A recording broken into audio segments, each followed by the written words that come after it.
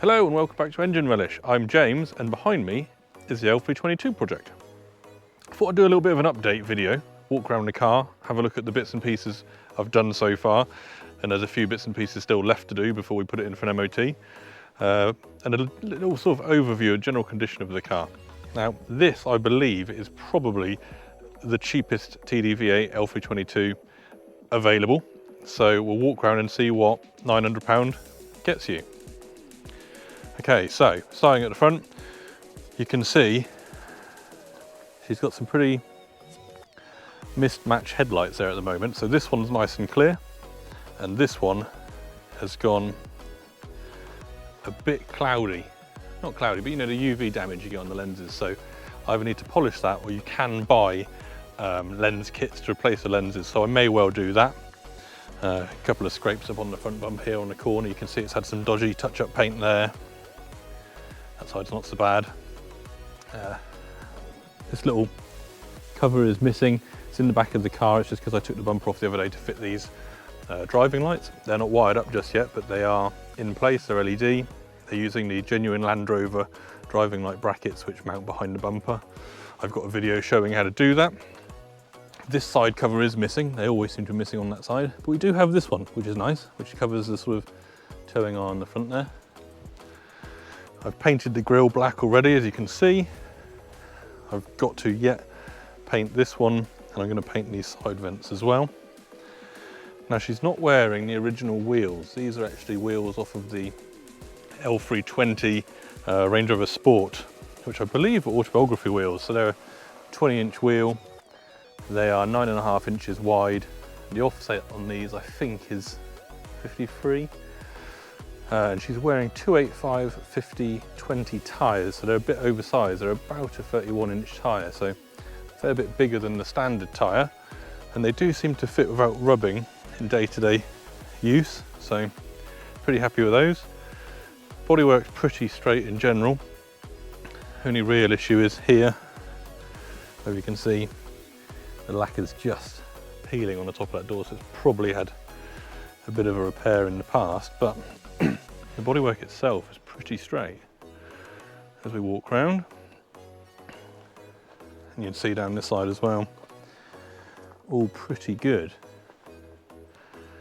Now, if I get to the back here, this tail light needs replacing. The seal's obviously gone on there. It's let a fair bit of water in. Still need to replace that. Tailgate's pretty good on this. I'm assuming there's a bit going there. It's probably been painted in the past, most have. Wheel arches seem pretty good. They tend to go here, and then they go further down into the sill as well. But both wheel arches on this one are good. It does probably need a bit of work down in the sill though.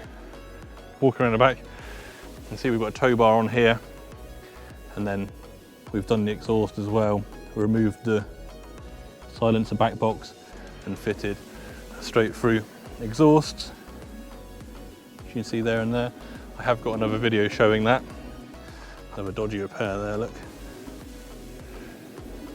And then on the roof we've got a roof rack. Annoyingly it's missing these covers. I'm not sure if you can get those separately. It's a bit of a shame. I may look at taking that off. So in the boot we have a parcel shelf. These need replacing. That's very common. These straps are readily available though. You can get those online nice and easily. Quite nice, it's got a boot liner, which seems to have protected everything underneath. It all looks in good condition. And what have we got as far as spare wheels? So that's the original wheel that would have been fitted to the car. In there. We'll put that back down properly later. Moving inside, let's go to the driver's side. So inside, she's actually looking pretty good. The leather's in very reasonable condition. Passenger side too. There's the dashboard. This car is obviously a black leather car with the piano black trim. Now that's not black plastic, that actually is highly lacquered wood, so it is actually a black wood, not just shiny plastic. So you've got sunglasses holders up here, like so, sunroof, double visors, which pull to the side and also slide. And then you've got an extra one, so you've got two visors each side. One of the things that these cars do suffer with, you can just see it there when I touch it, is of course a saggy headliner. I don't know if it's all cars of this sort of age seem to suffer with it, or if it's just English cars, but they do seem to get it. You've got glove box here, phone, storage, glove box or centre console, whatever, one or the other. You've got your actual glove box down here, and then up here you've got this compartment where you've got CD changer, and then this one's actually still got the venture cam as well. It's not working at the minute, I think it probably needs its battery changing, but it does still have it with it, which is nice. And then looking in the back, we have got, pretty dark here under the trees, but it's all in pretty good condition. As you can see, this one, there's that trim piece that's missing off the front bumper. She's got rubber mats, front and rear, all pretty well looked after in fairness. Pop the bonnet and have a look under there. I mentioned this in my previous video, but the V points to the safety catch, and there is the 3.6 TDV8. Under here so far I have blanked off the EGR valves, which are just down under here, and removed the hoses for those. There was also a little tuning box fitted to it when I bought it, and that's now been removed as well. Self-closing bonnet, that was well timed. So the struts obviously want replacing on there. And so far, that is just about it.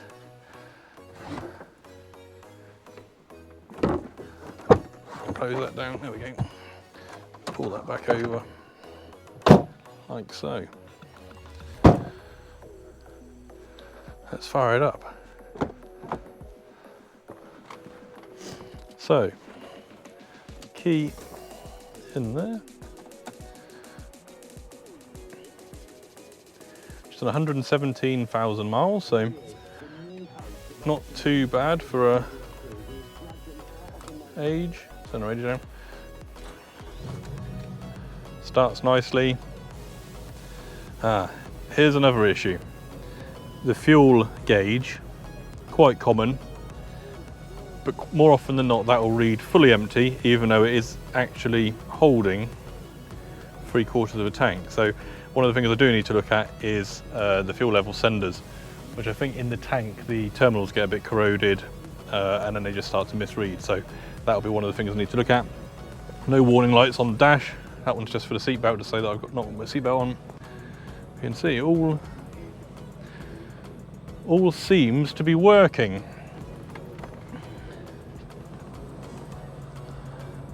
You can hear that.